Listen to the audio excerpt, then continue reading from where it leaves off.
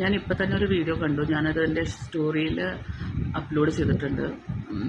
നമ്മൾ പാവം തോന്നും ആ സ്റ്റോറി കണ്ടാൽ. ഒരു പട്ടി, ഒരമ്മ, അതൊരമ്മയാണ് ആ കുട്ടികളെ രക്ഷിക്കാൻ വേണ്ടിയിട്ട്. അവർക്ക് സംസാരിക്കാൻ പറ്റില്ല. നമ്മൾ വല്ല ഭക്ഷണം കൊടുത്താൽ മാത്രമേ അവർക്ക് കഴിക്കാൻ പറ്റുള്ളൂ, അല്ലെങ്കിൽ അവർക്ക് ഭക്ഷണമില്ല. പക്ഷെ ഒരു അമ്മയാവുമ്പോൾ മുല കൊടുക്കണം പട്ടികൾക്ക്. എന്തോരം കഷ്ടപ്പെട്ടിട്ടാണ് അവരൊക്കെ ഇങ്ങനെ ഉണങ്ങി നിന്നിട്ടാണ് കുട്ടികൾക്ക് പാൽ കൊടുക്കുന്നത്. അപ്പം എനിക്ക് പറയാനുള്ളത്, നമ്മൾ അറ്റ്ലീസ്റ്റ് ഒരു പട്ടി, ഇപ്പം നമ്മൾ കുറേ കാശ് കൊടുത്തിട്ട് വേറെ പട്ടികളൊക്കെ വാങ്ങിക്കും.